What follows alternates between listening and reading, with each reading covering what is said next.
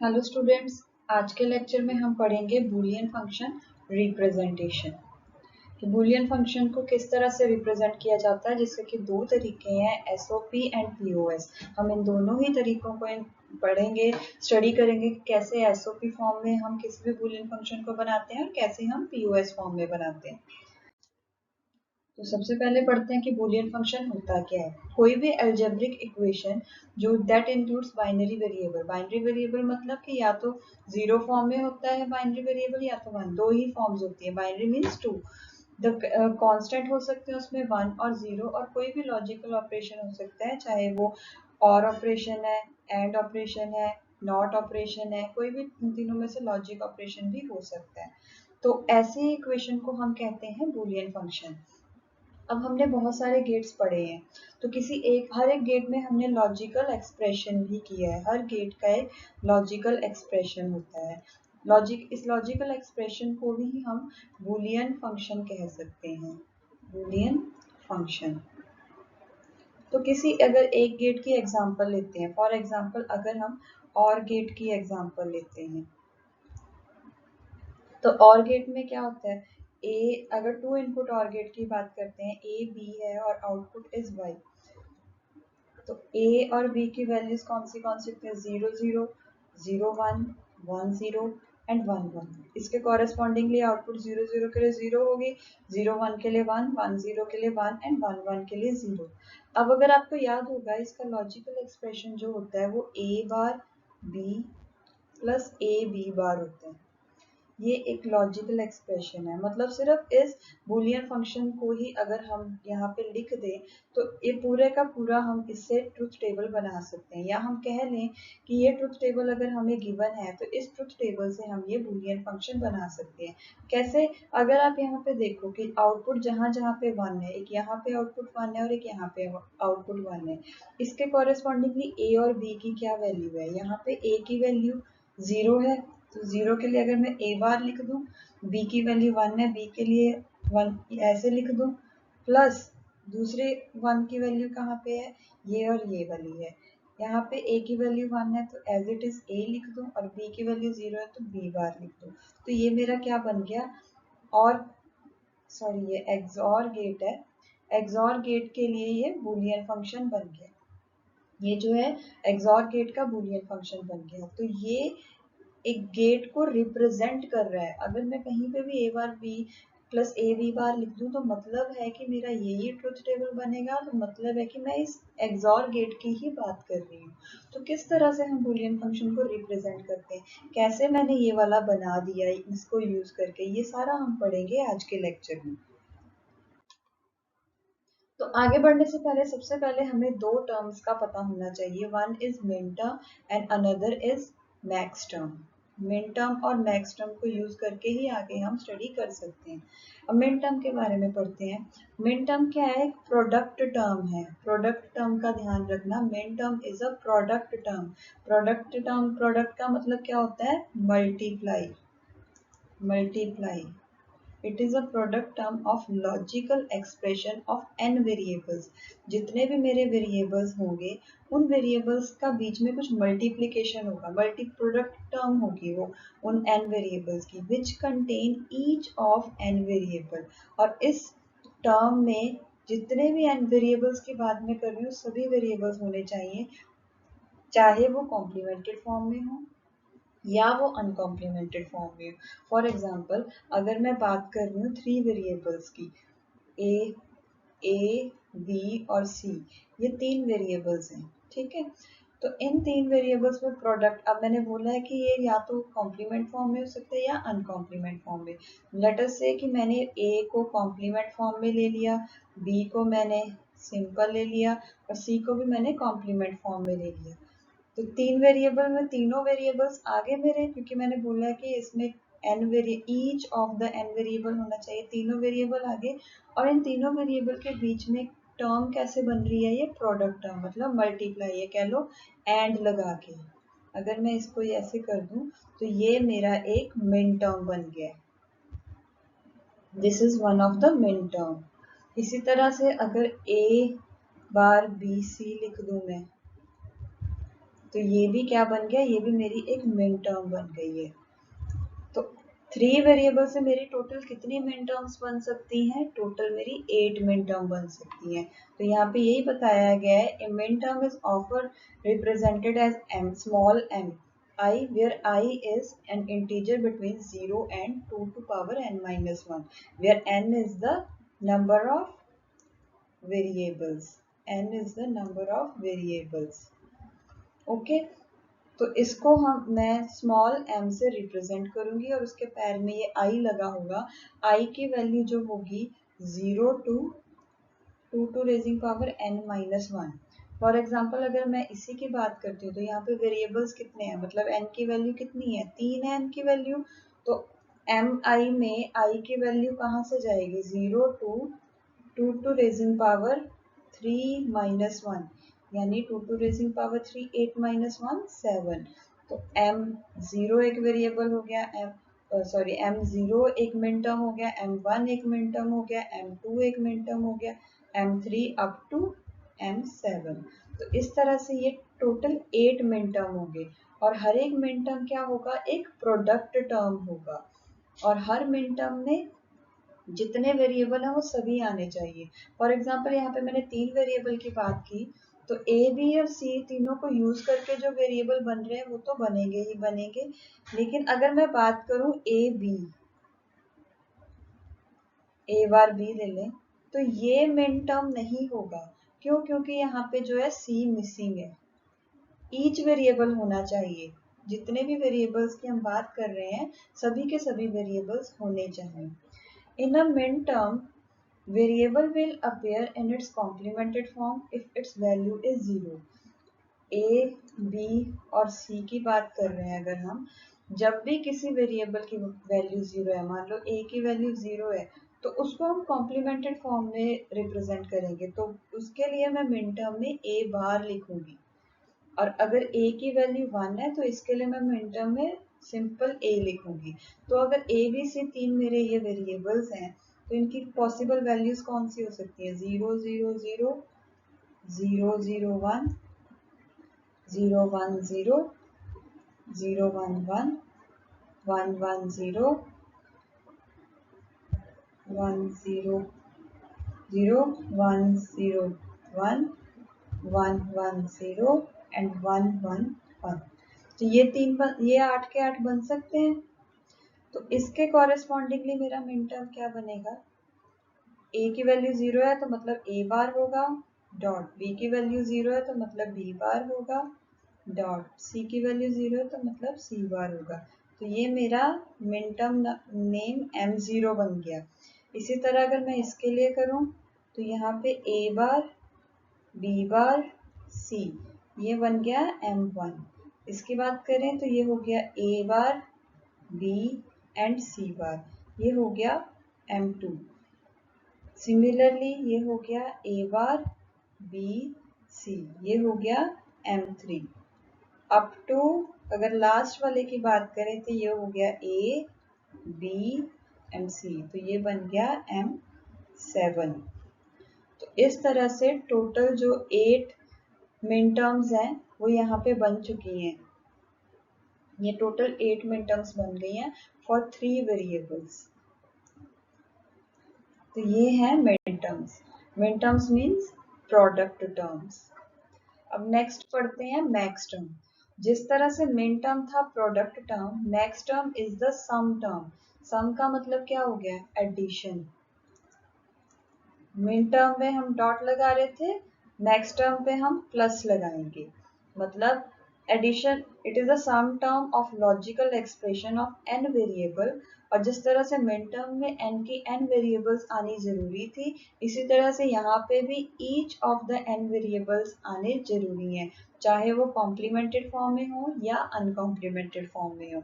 अब min term के लिए अगर हमने a, b और c तीन वेरिएबल रखे थे तो मैंने कहा था कि इन तीनों वेरिएबल की प्रोडक्ट टर्म होनी चाहिए, लेकिन मैक्स टर्म में प्रोडक्ट टर्म नहीं होनी चाहिए, सम टर्म होने चाहिए। मतलब अगर मैं a को कॉम्प्लीमेंटेड फॉर्म में लूँ, b को सिंपल एंड c को कॉम्प्लीमेंटेड फॉर्म में लूँ तो इनका सम होना चाहिए, मतलब a और b में प्लस, b और c में प्लस।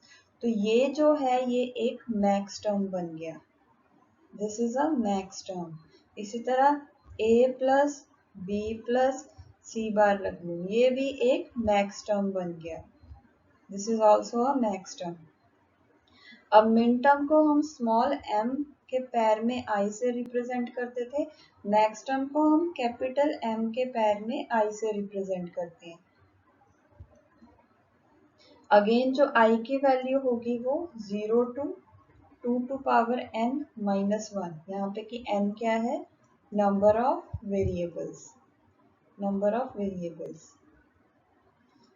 जिस तरह से मिन टर्म पे n के n जितने भी वेरिएबल हम बोल रहे हैं हर एक वेरिएबल का होना जरूरी है, सिमिलरली मैक्स टर्म पे भी हर वेरिएबल का होना जरूरी है। मतलब अगर मैं 3 वेरिएबल की बात करूं तो a बार प्लस b ये मैक्स टर्म नहीं होगी, क्यों, क्योंकि यहाँ पे c जो है मिसिंग है। a bar plus c is not a max term, क्यों, क्योंकि यहाँ पे b मिसिंग है। तो ये है मैक्स टर्म। फिर हमने मिन टर्म में बोला था कि अगर a की वैल्यू 0 है तो हम उसके लिए वो लिखेंगे a बार, a की वैल्यू 1 है तो उसके लिए लिखेंगे a। लेकिन यहाँ पे बिल्कुल ऑपोजिट होगा, यहाँ पे अगर a की वैल्यू 0 है तो उस केस में हम लिखेंगे a की वैल्यू 1 है तो उस केस में हम लिखेंगे a bar. Means a variable will be written in complemented form if its value is equal to 1, whereas the variable will be written in its uncomplemented form if its value is equal to 0।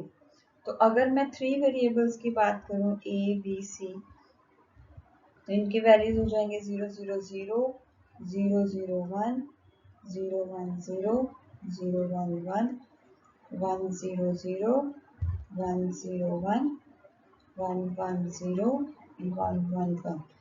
इसके correspondingly अगर max term बनाना है तो यहाँ पे बन जाएगा a plus B plus C, जो कि क्या बन गया, कैपिटल M 0। इसके कॉरेस्पॉन्डिंगली बनाना है a plus B plus C bar, जो कि क्या बन गया, कैपिटल M 1। इसके कॉरेस्पॉन्डिंगली बनाना है a plus B bar plus C, जो कि क्या बन गया, M2। इसके कॉरेस्पॉन्डिंगली बनाएंगे a plus B bar plus C bar, जो कि क्या बन गया, M3। इसी तरह अप टू ये वाला करें तो ये बन गया a bar plus B bar plus C bar, which is corresponding to M7। तो इस तरह से 3 वेरिएबल्स के लिए मैक्स टर्म्स ये बन चुकी हैं। अब हमने मिन टर्म पढ़ लिया, मैक्स टर्म पढ़ लिया। Next is canonical form. Canonical form क्या होता है, कोई भी डिजिटल इलेक्ट्रॉनिक है एंड इन डिजिटल इलेक्ट्रॉनिक कोई भी डिजिटल सर्किट है तो उसकी आउटपुट जो है वो उसके इनपुट पे और इनपुट से लेकर आउटपुट बनाने में जो भी रिलेशन है उस पर डिपेंड करता है। और उसको हम कैसे रिप्रेजेंट करते हैं, लॉजिक टेबल से, जिसको कि हम ट्रुथ टेबल भी कह देते हैं। ट्रुथ टेबल से रिप्रेजेंट कर सकते हैं या फिर हम बूलियन एक्सप्रेशन से रिप्रेजेंट कर सकते हैं, जैसे कि हमने एक्सॉर गेट का देखा था कि बूलियन एक्सप्रेशन है a bar b plus A B bar. तो इस तरह से भी हम रिप्रेजेंट कर सकते हैं किसी भी लॉजिक सर्किट को, या फिर उसके ट्रुथ टेबल से भी रिप्रेजेंट कर सकते हैं। अब जो बूलियन फंक्शन है, जो ये वाला है बूलियन फंक्शन है, it is expressed as sum of min terms. Min terms क्या होता है, जो कि प्रोडक्ट टर्म्स बनी होती हैं। प्रोडक्ट टर्म जैसे ए बी सी बार, इनमें प्रोडक्ट है। जितने भी प्रोडक्ट टर्म्स हैं, प्रोडक्ट टर्म्स का सम करना है, सम ऑफ मिन टर्म्स या सम ऑफ प्रोडक्ट टर्म, इसीलिए इसको सम ऑफ प्रोडक्ट भी कहते हैं। या फिर हम कैसे रिप्रेजेंट कर सकते हैं, product of max terms, confuse नहीं होना है, product of max term. Max term में क्या करते थे, हम सम करते थे वेरिएबल्स का, फिर जो भी बनते थे मैक्स टर्म, उन मैक्स टर्म्स का आपस में प्रोडक्ट करेंगे, इसीलिए इसको हम प्रोडक्ट ऑफ सम भी कहते हैं, कि सम की हुई टर्म्स को फिर हमने प्रोडक्ट करना है। तो इन दो तरह से हम दो ये कैनोनिकल फॉर्म है जिससे हम रिप्रेजेंट कर सकते हैं। तो दो फॉर्म्स कौन सी है, sum of product and product of sum. Sum of product में हम मिन टर्म्स यूज करते हैं और सम प्रोडक्ट ऑफ सम में हम मैक्स टर्म यूज करते हैं। तो देखते हैं एक एक करके। द कैनोनिक, सबसे पहले सम ऑफ प्रोडक्ट, इसको एसओपी भी कह देते हैं। सम ऑफ प्रोडक्ट क्या है? Canonical sum of product is a Boolean expression that entirely consist of min terms को मिलकर बनता है ये, ठीक है। The Boolean function F is defined on two variables. Example दिए इन्होंने कि मान लो कोई एक बूलियन फंक्शन एफ है जो कि दो वेरिएबल पे डिपेंड कर रहा है, एक्स और वाई। X and Y are the input है और एफ जो है वो आउटपुट है। अब आउटपुट या तो ट्रू होगी या वो फॉल्स होगी, ठीक है, या तो ट्रू होगी या फॉल्स होगी।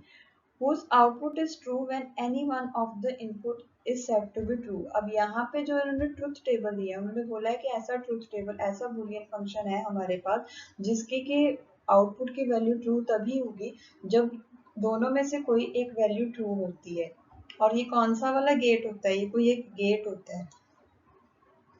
कौन सा गेट होता है? जिसकी कि x और y में से कोई भी एक वैल्यू ट्रू हो सकती है, तो आउटपुट जो है वो ट्रू आएगा। दिस इज और गेट, ये होता है और गेट, ठीक है। तो उसका ये ट्रुथ टेबल हमें दे रखा है। इस ट्रुथ टेबल के लिए हमने बूलियन एक्सप्रेशन बनाना है। तो बूलियन एक्सप्रेशन कैसे बनाएंगे? हमें ट्रुथ टेबल दे रखा है, एक्स वाई की वैल्यू दी हुई है, फंक्शन एफ की यानी आउटपुट की वैल्यू दे रखी है। तो सम ऑफ प्रोडक्ट में क्या करते हैं हम, जहां जहां पहले तो हम इसके लिए मिन टर्म्स बनाते हैं, सभी जो मिन टर्म्स हैं यहाँ पे इसके कॉरेस्पॉन्डिंगली मिन टर्म आ जाएगा ए बार बी बार, इसके लिए आएगा ए बार बी, इसके लिए ए बी बार और इसके लिए आ जाएगा ए बी। इसके कॉरेस्पॉन्डिंगली ये बन गया small m0, m1, m2 and ये हो गया m3। अब सम ऑफ प्रोडक्ट में क्या करना है, आउटपुट पे जहां जहां पे वैल्यू ट्रू है, मतलब जहां जहां पे वैल्यू 1 है, उसके कॉरेस्पॉन्डिंगली मिन टर्म्स ले लेनी है। मतलब कौन सी मिन टर्म्स आ गई है? ए बार, ये मैंने ए की फॉर्म में लिख दिया है, इसको ए रख लें, इसको बी रख लें। तो ये क्या बन गया?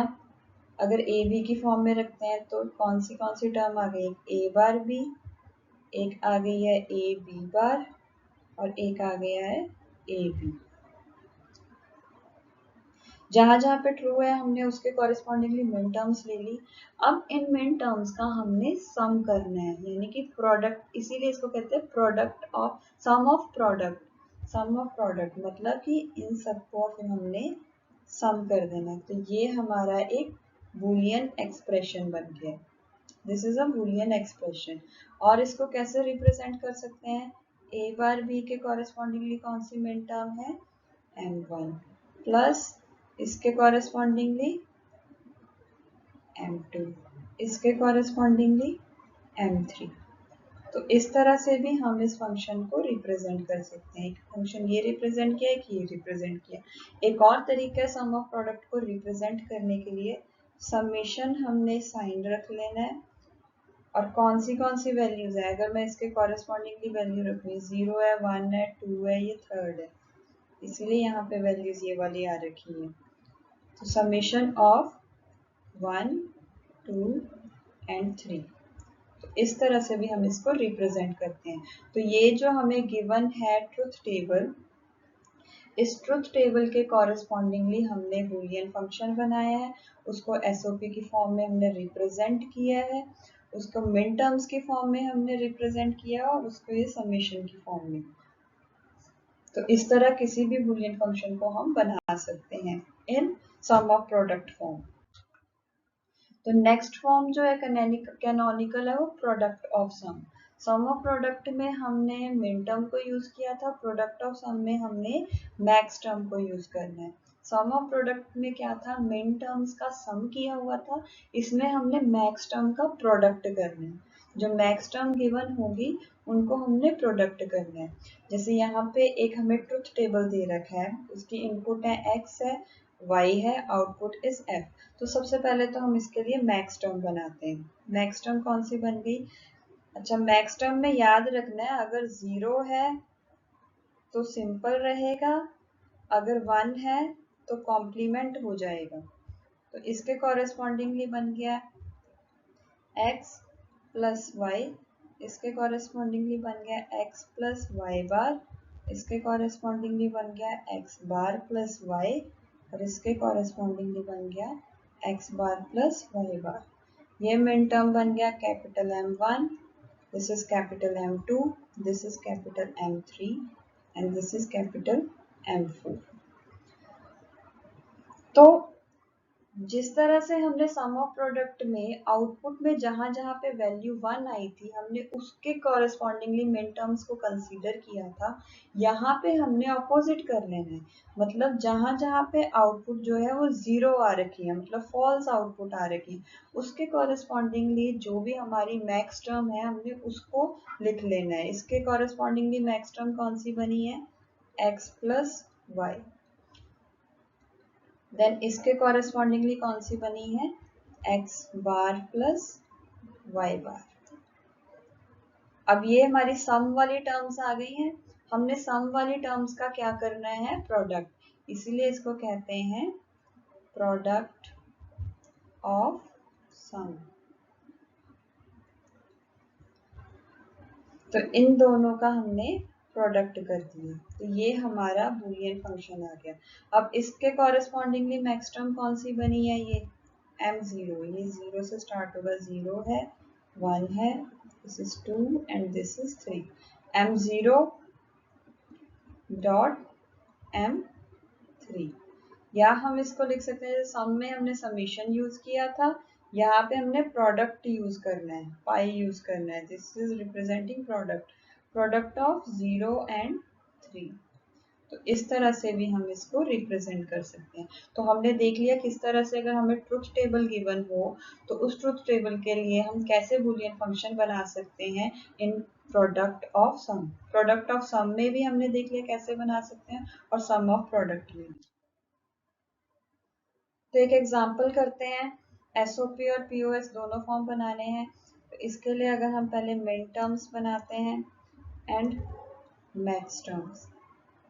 मिन टर्म में आ जाएगा यहाँ पे A bar B bar C bar, A bar B bar C, A bar B C, A bar B C bar, A bar B C, फिर आ गया A B bar C bar, A B bar C, A B C bar, इसमें आ गया A B C.